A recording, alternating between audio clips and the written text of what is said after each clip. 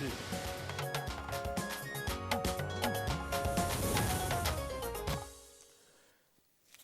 The Petroleum Industry Bill, PIB, that was recently passed by the 9th National Assembly is already generating a lot of debate among Nigerians. That's right, Kieran. On Good Morning Nigeria yesterday, being Thursday, we focused on the governance aspects of the PIB, as well as, of course, other regulations that will enhance industry performance and productivity in the oil and gas sector. And guests on the program acknowledged that the Petroleum Industry Bill, when signed into law, will pave way for greater transparency and accountability. The years it took to pass the bill did no justice to all contentious issues.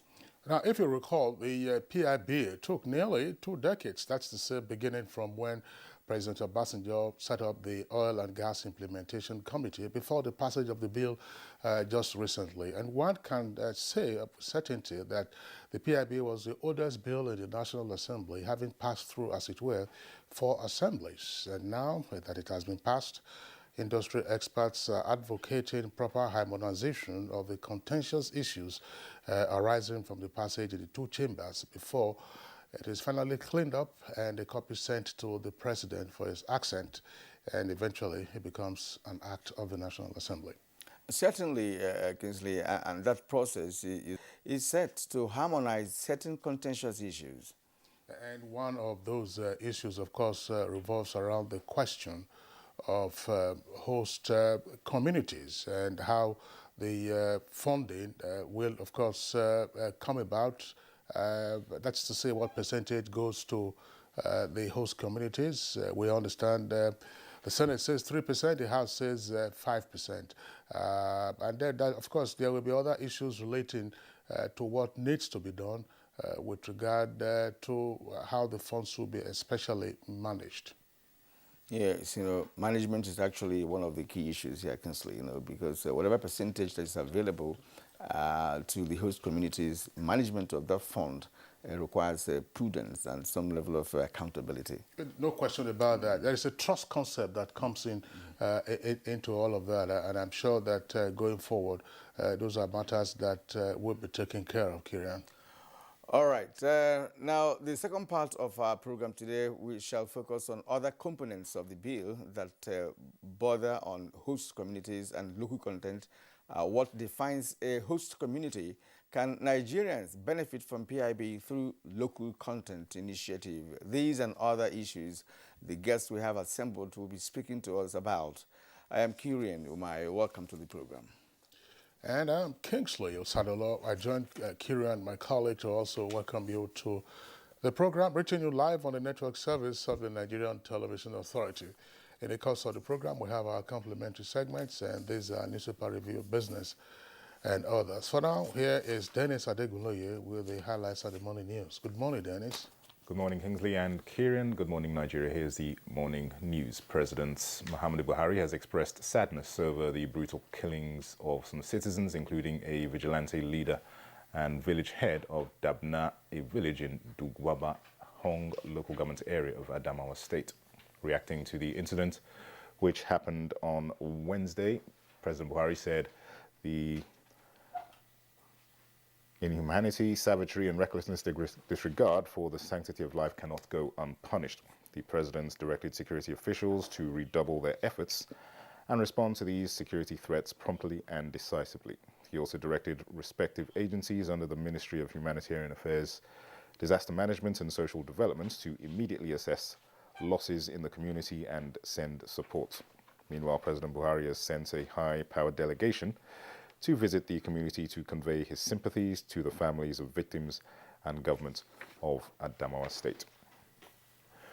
Inspector General of Police Usman Baba Alkali has reassured the government and people of Kaduna State of his commitments to ending all forms of insecurity bedeviling the state. The IGP stated this during a working visit to Kaduna. We know this job is very challenging. We may not have the tools completely to work with. We may not have the wherewithal to work with completely, but we can manage what we have if we have a change of attitude towards our job. The Police Service Commission has confirmed the acting appointments of 3 Deputy Inspectors General of Police. A statement by the head Media and Public Relations of the Commission, Ikechukwu Ani, says the Commission also approved the promotion of 24 Commissioners of Police to the rank of Assistant Inspectors General of Police. Among them is acting chairman of the Economic and Financial Crimes Commission, EFCC, pending clearance from the Office of the Attorney General and the Inspector General of Police. Similarly, the Commission approved the promotion of 35 Deputy Commissioners of Police to the rank of Commissioners, 52 Assistant Commissioners of Police to Deputy Commissioners, and 46 Chief Superintendents of Police to Assistant Commissioners. It also considered and approved the promotion of 10 Superintendents of Police to Chief Superintendents and 17 Deputy Superintendents of Police to Supernation, and to operate within the laws of the land and with the fear of God. The House of Representatives has passed the 2021 supplementary budget of 982.7 billion naira. The amount approved shows an addition of 86 billion naira on the 895.8 billion forwarded by the executive.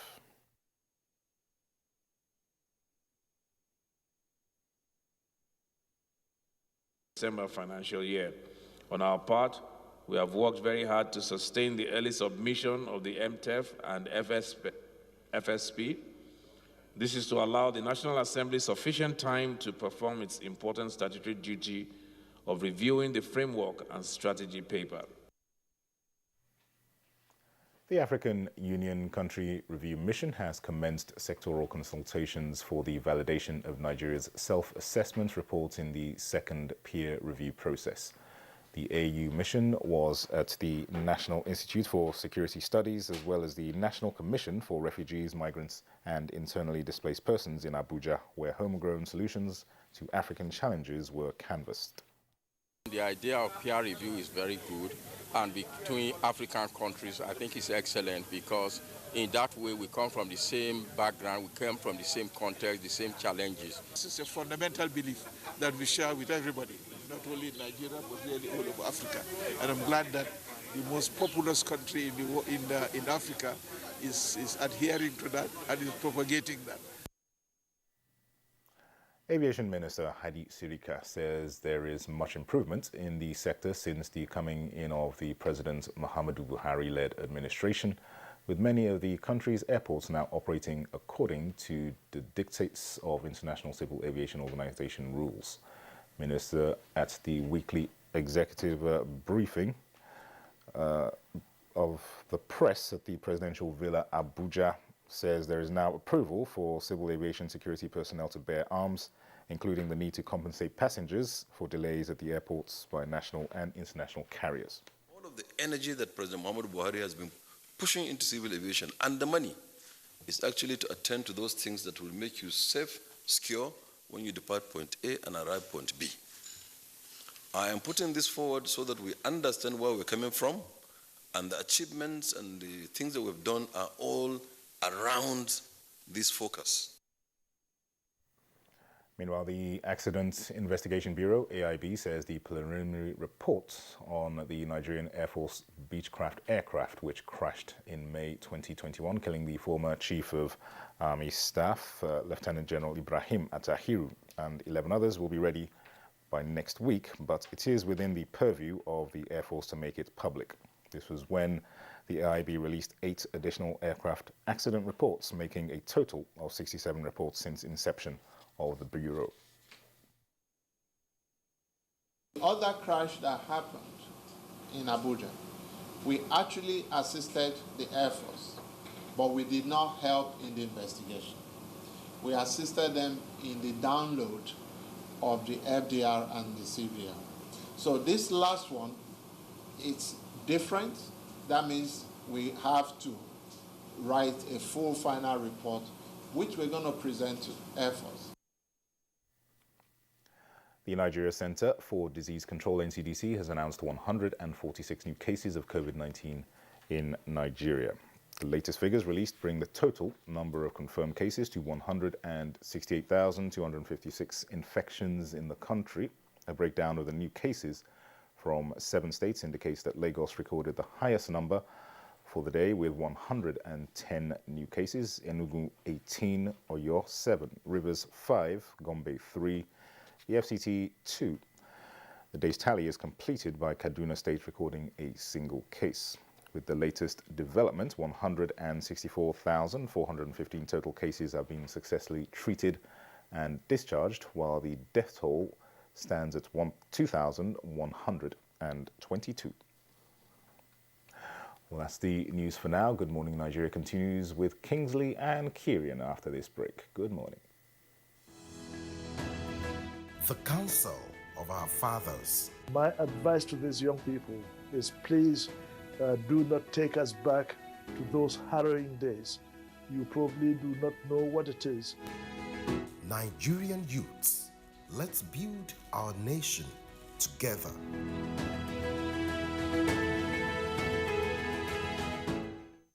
Hooray! You can now buy and register a new Airtel SIM card and enjoy 8 times bonus on all your recharges.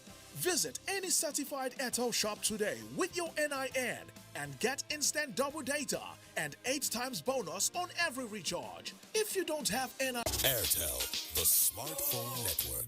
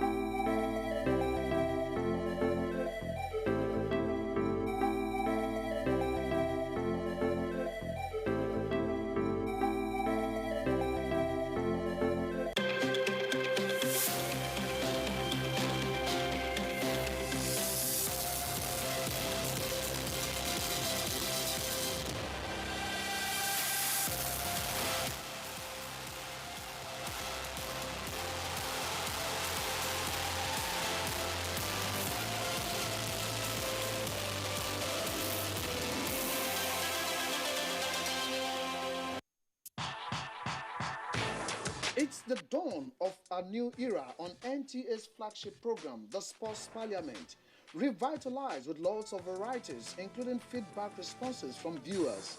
Sports Parliament, the weekly sports show that exposes all the intrigues in the Nigerian sports sector and projects an agenda on the way forward for Nigerian sports. On NTA every Thursday at 10:30 p.m., running for 1 whole hour, discussing sports. The parliamentarians are more committed than ever to enlighten the viewers as the Sports Parliament takes it to a whole new level on the floor of the House. Keep a date with the Sports Parliament as motions are moved every Thursday on the floor of the House. Mr. Speaker, with his gavel to harmonize sports resolutions. The House have it.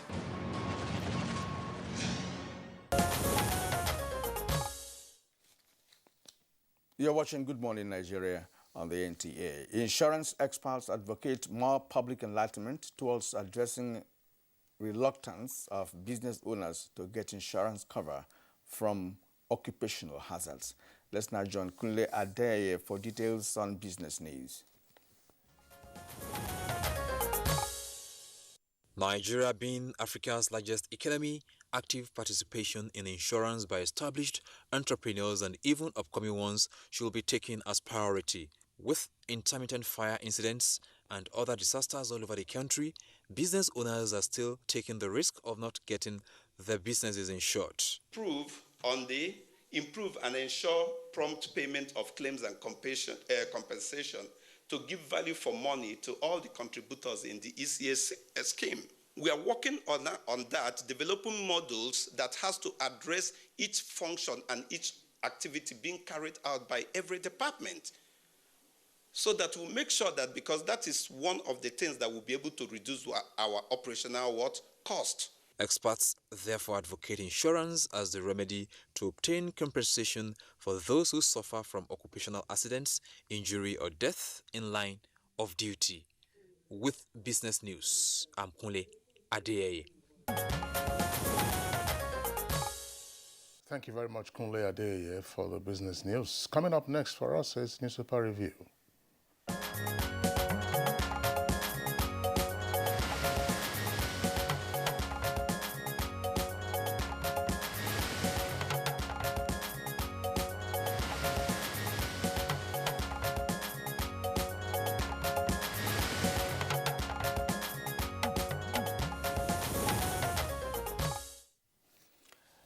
Bayo TIB is here with us. Bayo, good morning and welcome.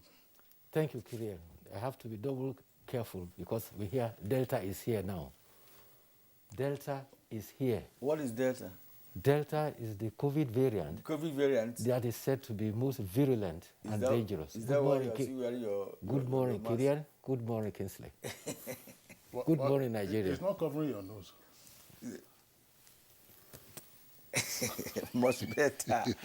All right, but actually, I mean, it's quite a serious indication because we understand now that the Delta variant of the coronavirus has landed on our shores. There's one headline, of course, referring to that here in one of the papers that we have this morning. And for Nigerians who have let their guards down for many months running now, this is the time again to be pretty careful. Coronavirus is still around. And so we all have to take the necessary precautions. It's very much around, and it's taking a different dimension altogether, a more dangerous dimension this time around. And you know, many Nigerians don't even believe in vaccination. You see persons who are supposed to. They've been circulating. I'm sure we've seen some of those misleading videos of claims that the COVID-19 vaccines have some magnetic particles in them. So they will place a key on their left arm, on the upper part of the arm where they took the vaccination, the key will stick, or they'll place some other metallic object. But it was all trickery. I mean, it's been exposed. Yes, no, it's trickery. It was trickery. I mean, they were using some adhesive on the key, on the part of the key that you're going to use to touch your shoulder by the part of your upper arm, and then the other part that doesn't have the adhesive, you put it here, and the key falls down. You say, "Don't you see what I was telling you?" So. All right, let's kickstart this segment with the leadership newspaper. Below the nameplate, Nigeria insists on unconditional return of looted 1.130 artifacts, well, 1,130 artifacts from Germany. PMB appoints 42 university chancellors. The first is on page 10, and the PMB appointment of 42 university chancellors is on page 9 of leadership newspaper. Lead story: 48 hours after kidnap of 140 students, bandits abduct 15 in Kaduna. And of course, 3 riders to that. Demand 180 million ransom. Boko Haram abduct travelers in Borno. Violence has become a commodity in Nigeria. That's according to Abu Salami.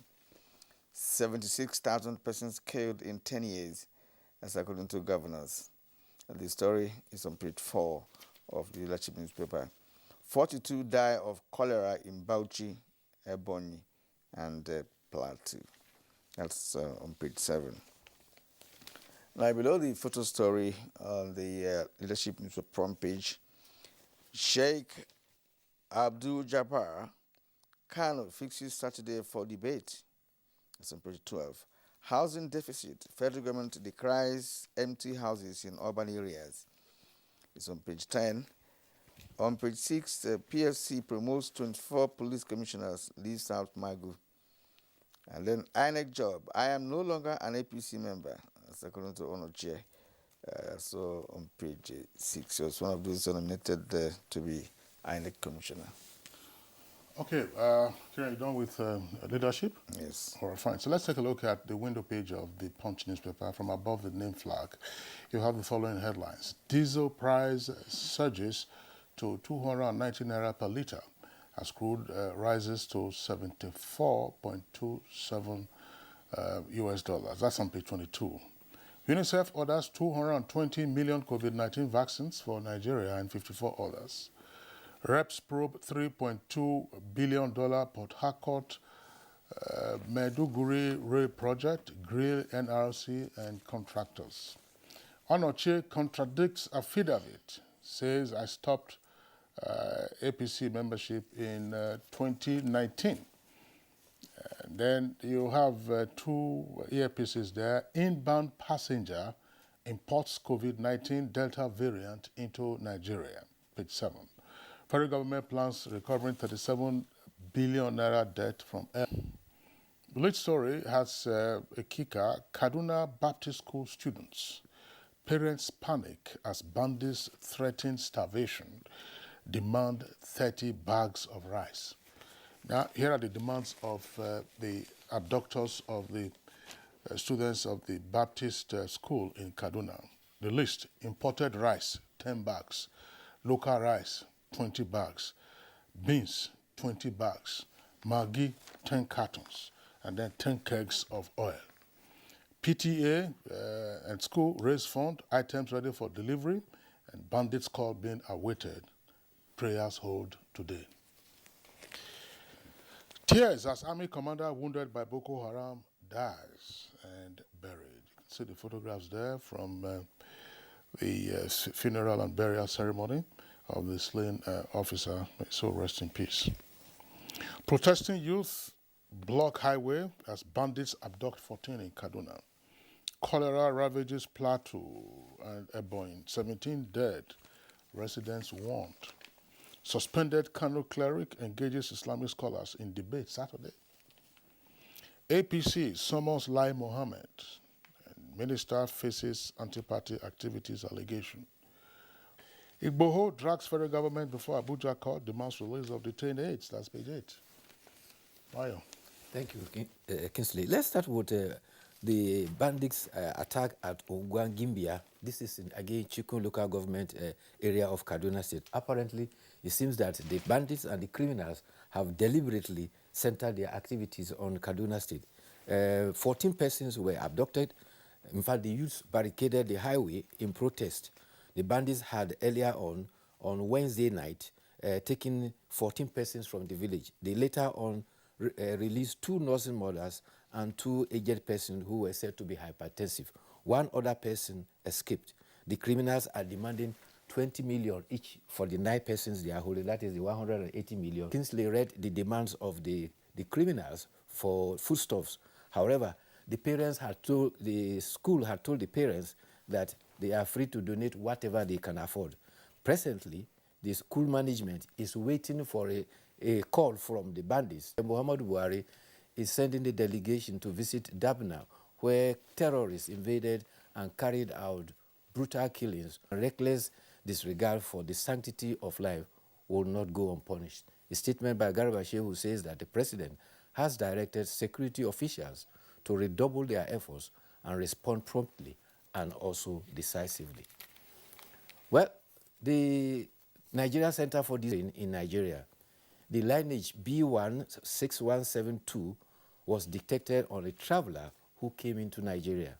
It was the organization has recognized the Delta variant as with serious concern due to its transmissibility. Already detected in over 90 countries, into 4th lockdown. It is its recommended controls include continued testing, following public health guidance, and abiding by travel restrictions, especially from nations that have been known to have that. It may be recalled that Ebola was externally introduced into Nigeria from Liberia. COVID-19 came in from Italy, but from a traveler. And now we have the Delta variant from another traveler. And the danger here is that our compatriots seem to have taken for granted what is all the non-pharmaceutical measures about COVID-19. The danger here is that this new strain is very, very potent, and it is not only the latest discovery is that it has dropped to the age range of affecting persons within the age range of 13 to 20 years, which is very, very dangerous. Yeah, we only hope that, you know, the vaccination that is currently is not sensitive to the vaccine, then of course it's going to be a bigger health problem, not just in Nigeria but globally. Yes, it is a global problem. The other problem which you read, I think Chris read about cholera.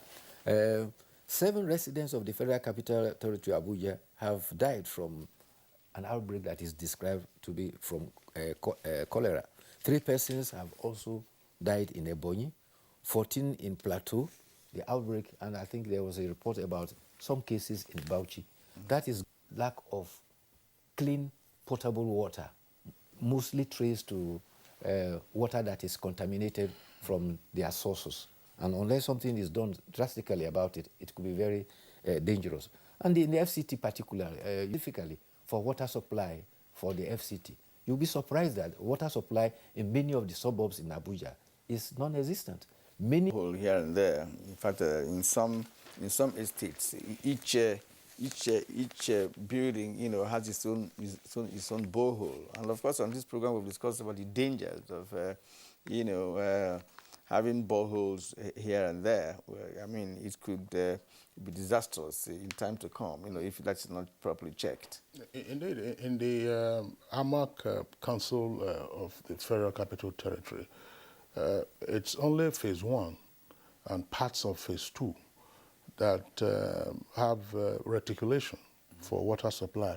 The other parts of phase 2 and phase 3 and others haven't, of course, been linked to the public mains for their supply. And, of course, the population of the FCT, in particular, AMAC, has been growing in recent years. So water is a necessity. So people have been trying to get their own water.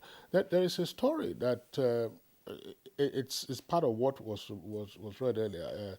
It has to do with the directive by the Honorable Minister of Aviation with regard to the duty of airlines to passengers in the event of flight delays or flight cancellation.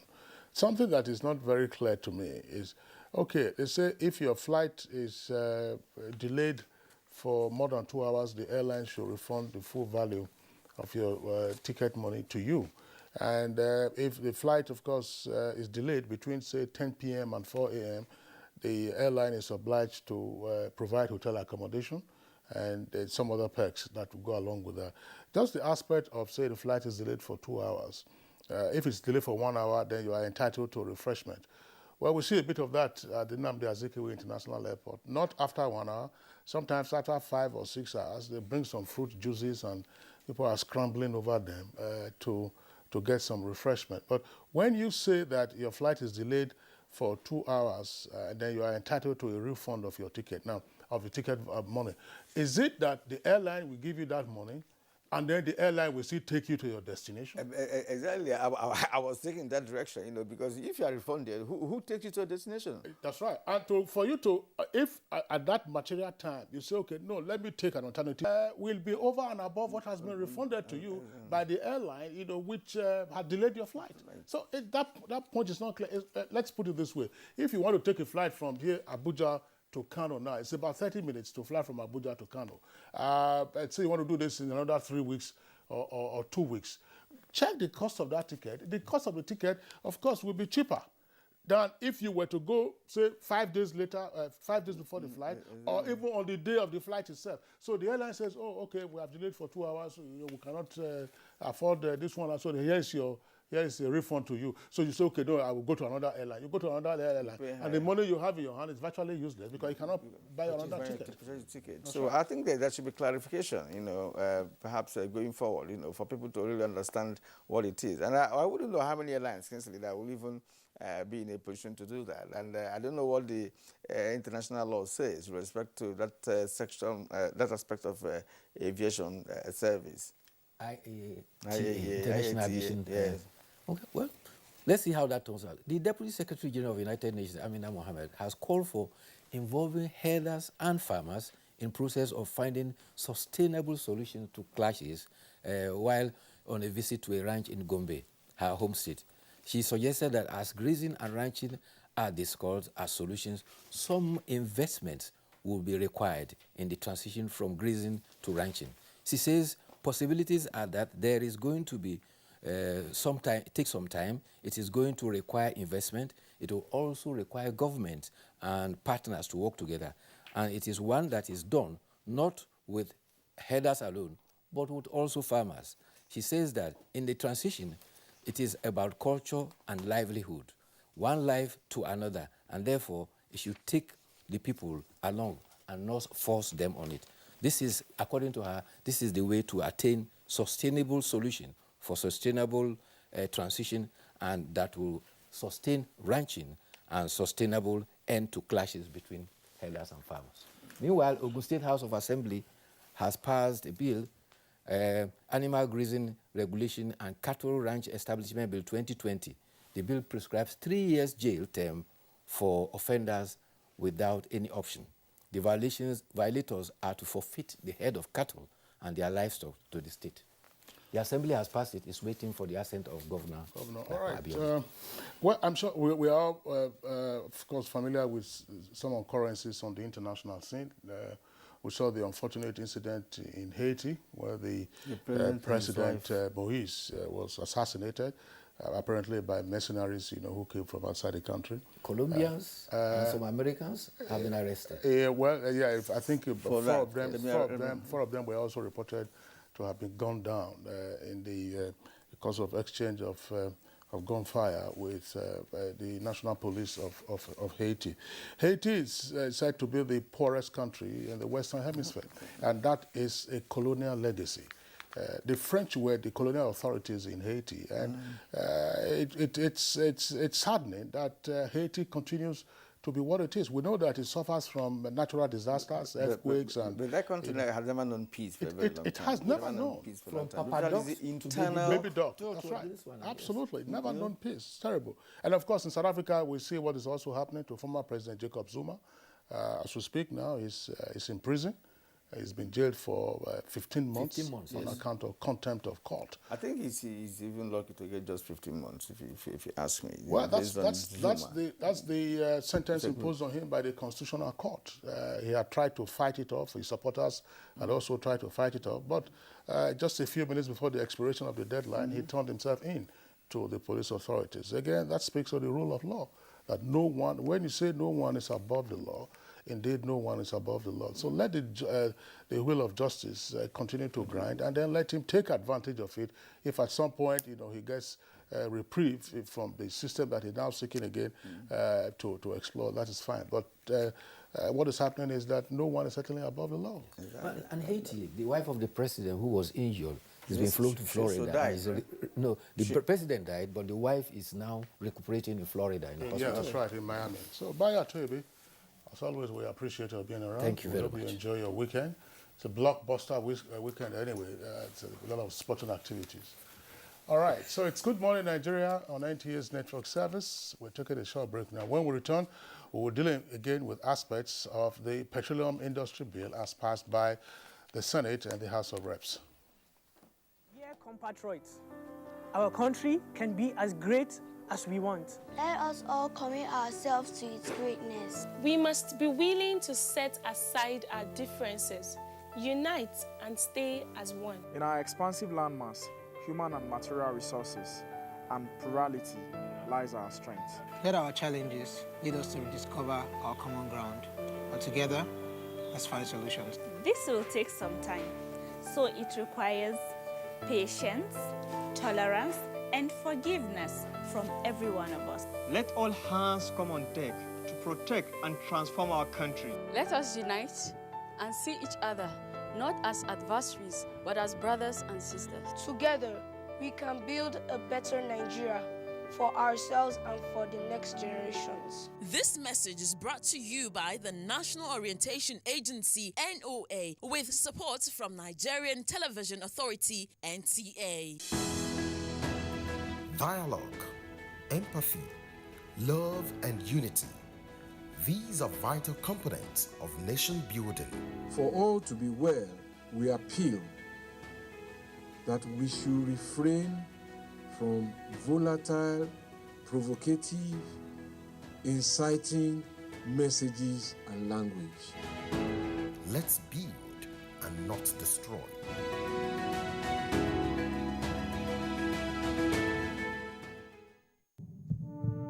It's scary, isn't it? Putting yourself out there, ignoring the voices telling you can't. Moments like these are when your fight or flight response kick in.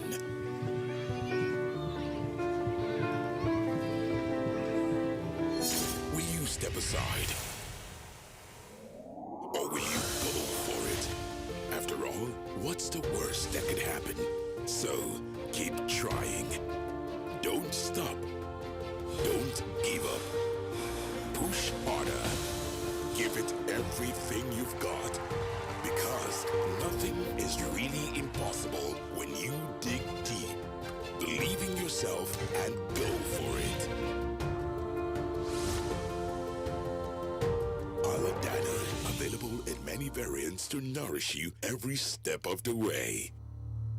The National Pension Commission PENCOM is pleased to inform all its stakeholders, particularly retirees of Treasury-funded federal ministries, departments and agencies, MDAs, that His Excellency President Muhammadu Buhari, GCFR, has approved payment of some outstanding pension liabilities of the federal government under the Contributory Pension Scheme. Specifically, the President has approved payment of outstanding accrued pension rights for verified and enrolled retirees of Treasury-funded MDAs that are yet to be paid their retirement benefits, as well as the backlog of death benefit claims due to beneficiaries of deceased employees of Treasury-funded MDAs. Payment of 2.5% differential in the rate of employer pension contribution for federal government retirees and employees, which resulted from the increase in the minimum pension contribution for employers from 7.5% to 10%. Payment would take effect from July 2014. The Board and Management of PENCOM appreciates His Excellency, Mr. President. Announcer, the Board and Management of National Pension Commission, PENCOM.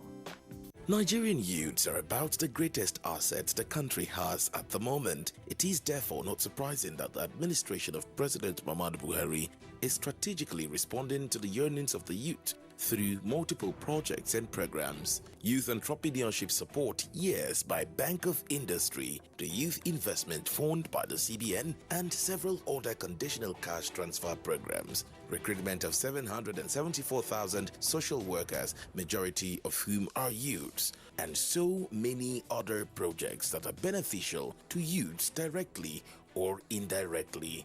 If the administration can do all this, definitely with a degree of patience and time, it can achieve more. Nigerian youths must come together to say no to terrorism, no to vandalism, and no to all disruptive tendencies. Hashtag Youth for Greater Nigeria. Pacifying the youths, unifying the nation. All right, well, thank you for staying with us on Good Morning Nigeria for today on the network service of the NTA. Now, to set the tone for our conversation this morning, which is on the passage of PIB Part 2, here is Ekenendulue with an excerpt of the previous discussion. The 30% profit oil that the National Assembly has designated for the purpose of frontier exploration, which is about $375 million per annum, is not only going to be domiciled in frontiers in the north, but we have frontiers in the south, the Anambra Basin, the Dahomey Basin, the Calabar Basin, and even areas in the Niger Delta that are not yet explored.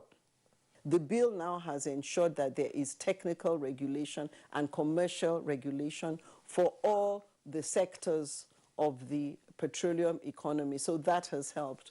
The bill has done something that has never happened in the past. That is, refer to host communities and talk about community funds and community development. That has never been done in the past. It has totally overhauled the fiscals. Our fiscals were really, really outdated, and that is very significant.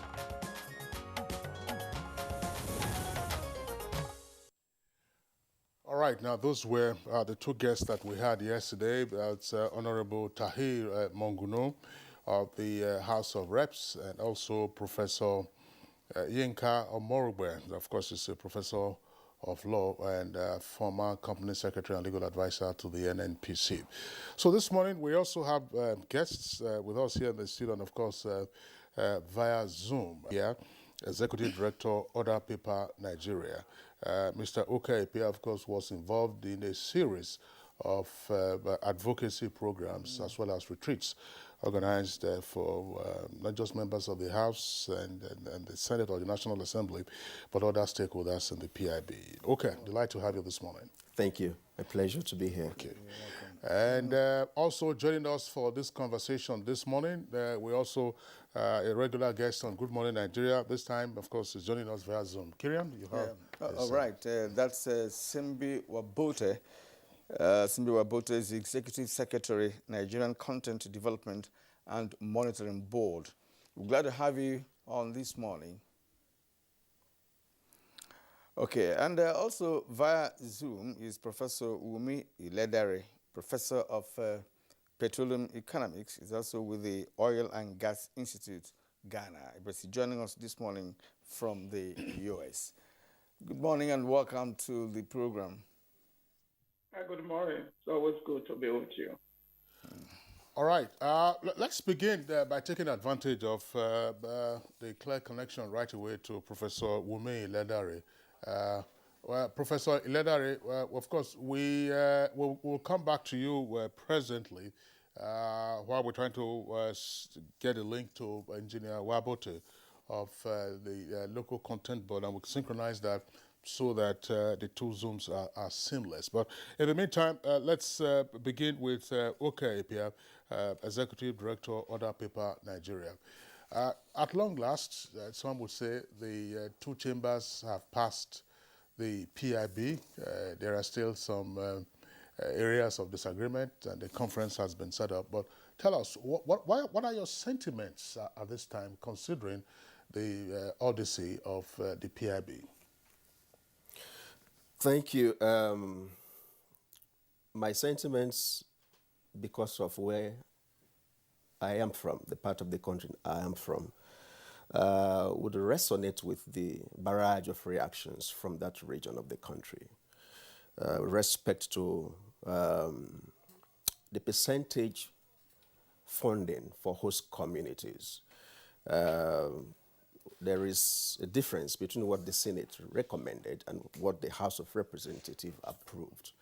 The general opinion is that both the position taken by the House of Representatives is more like it, which is 5%. You know, so respect to sentiments, that's where I would align myself with. But I think that having been involved to some extent with, you know, the efforts and advocacy to see to where we are currently, I am more at home to speak more objectively with some facts and based on what I have learned in the course of the work that we have done. And I think that, yes, while that may be a touchy point, indeed the most touchy of all the provisions in the PIB that has been passed by both chambers, the percentage allocation to host communities. But there are also some other, you know, some gains that have been recorded, you know, in the bill. We must bear in mind that legislation is an organic process, you know, lawmaking. We may not have a perfect PIB, but it's astounding that we have a PIB in place that is most likely going to receive presidential assent, and then we'll have some decent regulation and certainty around, you know, the industry, the petroleum industry. If we are able to get the National Assembly to harmonize around the percentage, hopefully 5% minimum, then I think that would have made great strides, and you know, many across boards would be able to make some concessions and say, look, let's move forward in the interest of the industry, in the interest of the country, and of course, bearing in mind that we're talking about a resource that is, you know, definitely, you know, faced by talk about challenges from, you know, renewable and all of that. So it may be a good place to leave it at. at 5% so that the sleeping dogs may be requested or appealed to lie down so that we'll make progress. But I think that it's good to be objective, to speak to certain gains that have been recorded for the host communities specifically. I know most of the talk is about that percentage funding, but there are also some issues, some concessions that have been made by the bill. Remember that we made some detailed analysis of the host communities, component of the bill. Broadly speaking, around the ownership of the trust funds, around environmental issues, and of course the funding.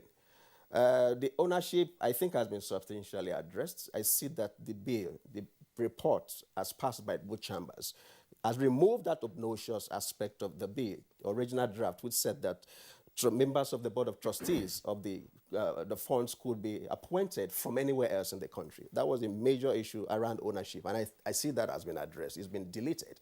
So what we now have, from what I see, is that members of the Board of Trustees of the funds will be from the communities, in consultation, of course, with the companies, that is the settlers. So that is one key area around ownership that has been addressed.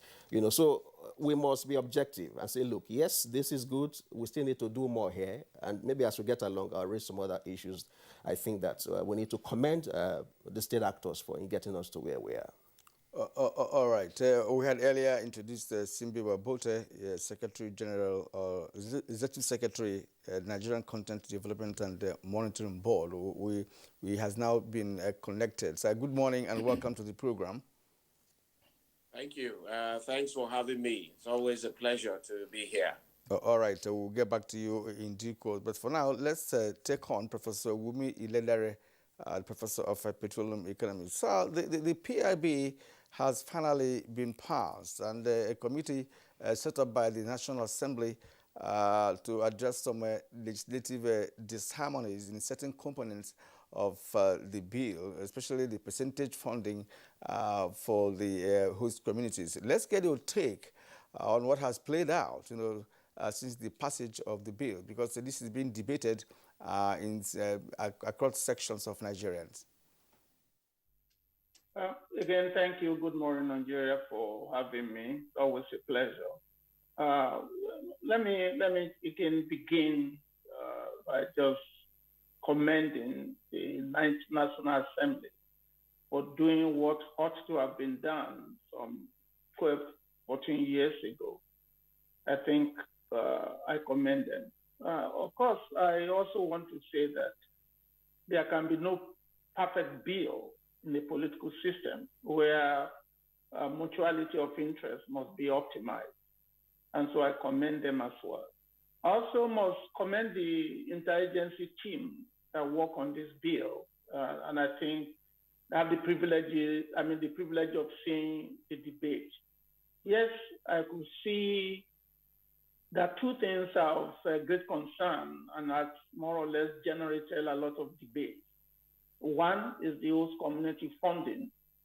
And we must commend the laudable methods to try to address the host community development, even if it's not perfect. At least for the first time, there's a bill that stipulates how money should be collected and how money should be used to develop the community. And that is commendable. Profit oil is not the same thing as NNPC profit. I think we need to understand that. Profit oil is with respect to the production sharing contract that the government is entitled to a share of the profit after all costs and royalty have been deducted. I think it is, in my opinion, something that needs to be looked at, both from the constitutional definition of federation account, and secondly, the fact that NNPC is a liability company. I think we need to go back to the Supreme Court ruling several years ago with respect to whether the federation account money could be, I'm not a lawyer, could be set aside before reaching the federation account. Now, apart from that, I think people need to know that exploration is more or less like a gamble.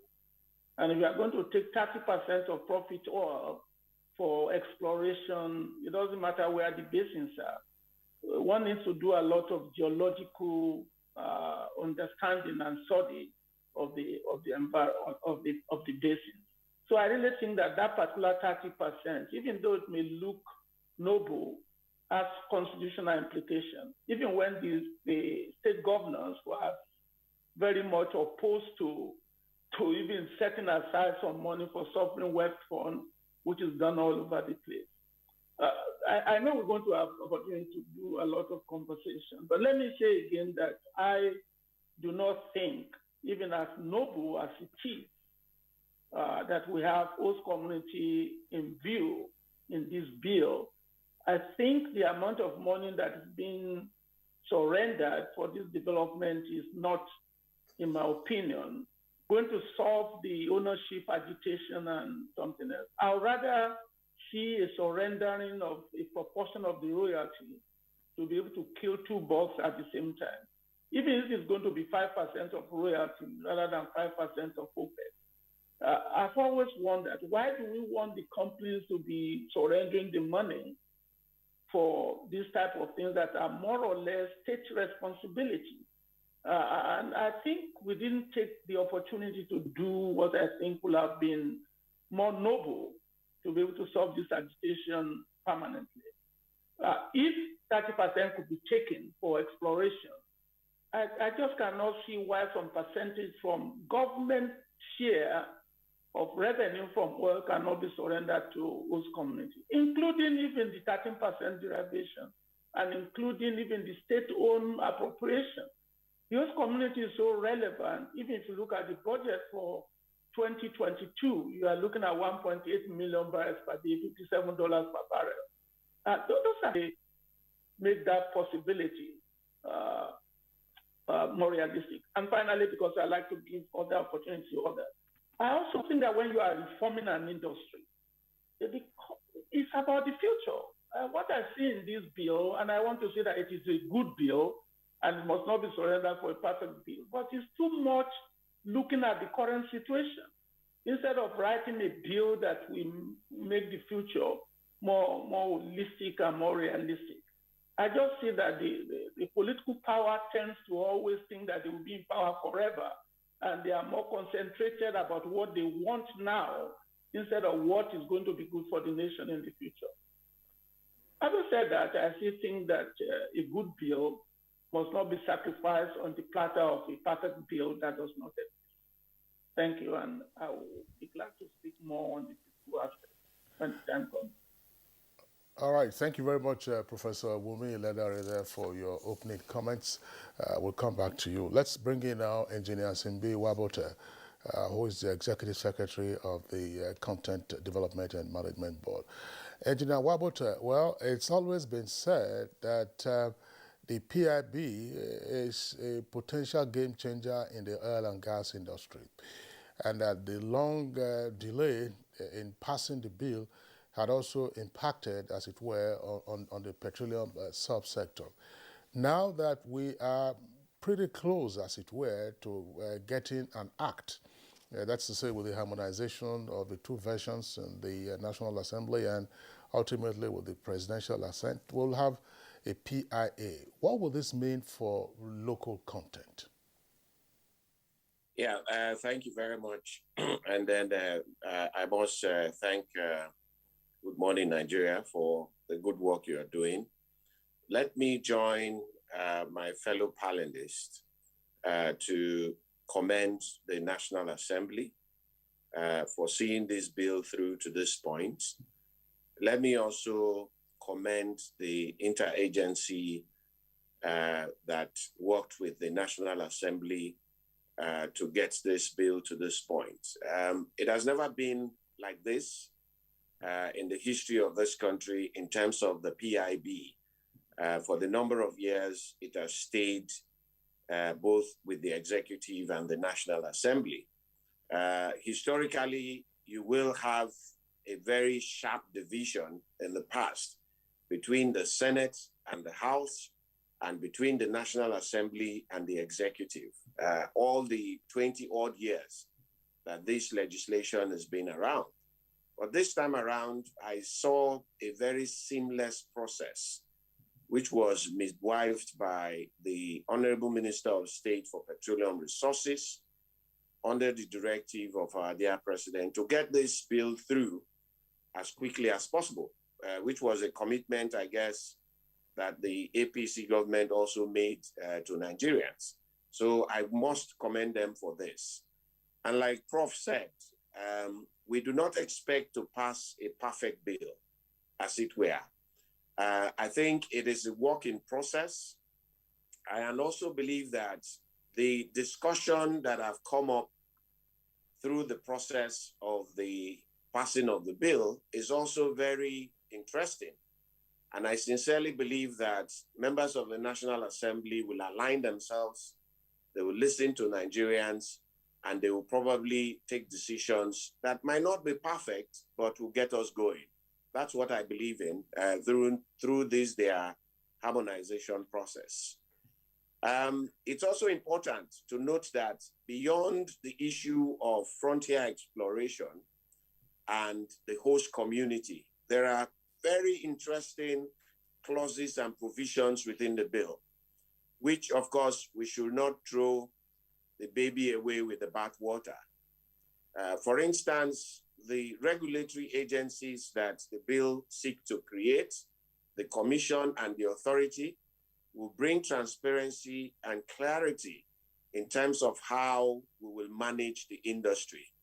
In addition to making NNPC to be a lot more transparent beyond what they've been able to achieve today is also envisaged in the bill. So even when you look at the fiscal regime within the bill,